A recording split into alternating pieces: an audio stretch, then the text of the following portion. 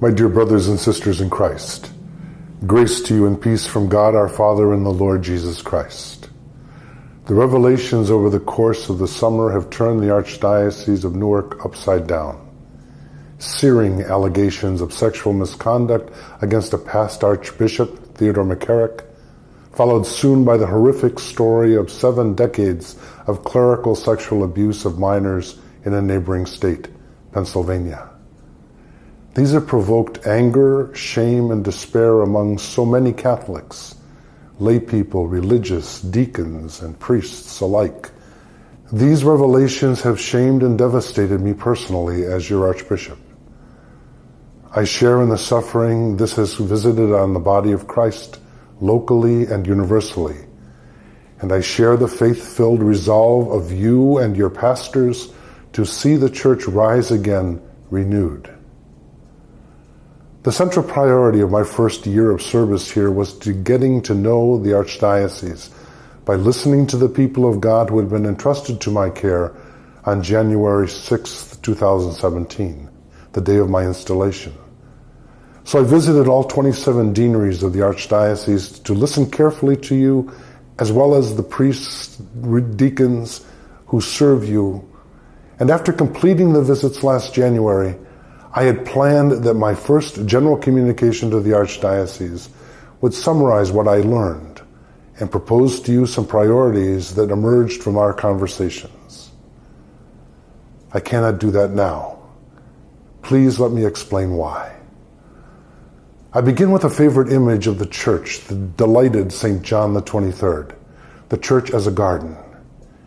In that picture, we might imagine the sacraments as a row of vegetables, the evangelization as a cluster of flowers, care for the poor as a line of fruit trees. However, in that lush, fruitful garden, the prevention of abuse is not just another row of priorities. It is the protective mesh, the fence that's going to keep out forces that will ravage the garden. It's the pesticide that prevents the fruits of our garden from being ruined.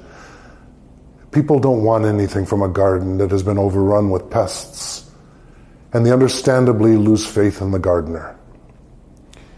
We have a responsibility to the Lord to never cease tending that garden, His garden, which is meant to bring the gospel of Jesus Christ to the world.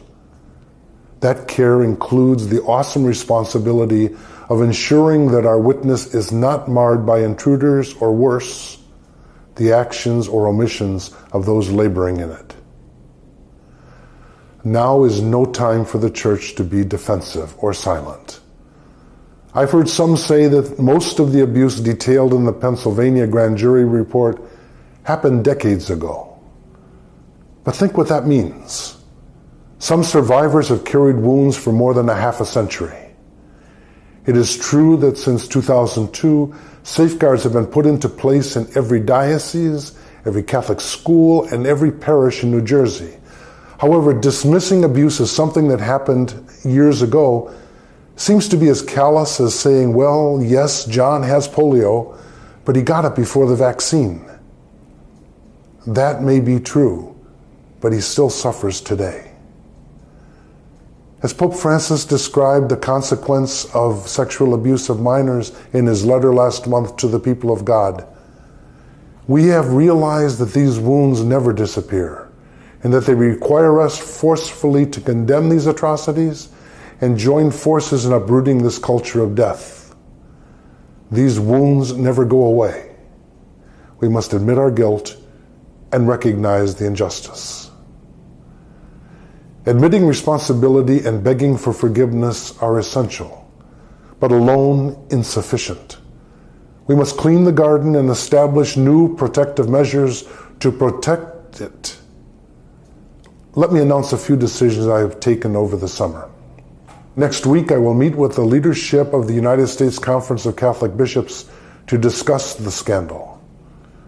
Since I chair the committee that oversees the formation of priests and deacons, I will ensure that the obligation of providing a safe environment for seminarians is discussed and concrete recommendations made to the full Assembly of Bishops. Together with the other New Jersey bishops, I will dialogue in good faith with Governor Phil Murphy, Senate President Steve Sweeney, Assembly Speaker Craig Coughlin, and our county prosecutors in order to provide justice for the survivors of sexual abuse by clerics, as well as victims in every sector of society.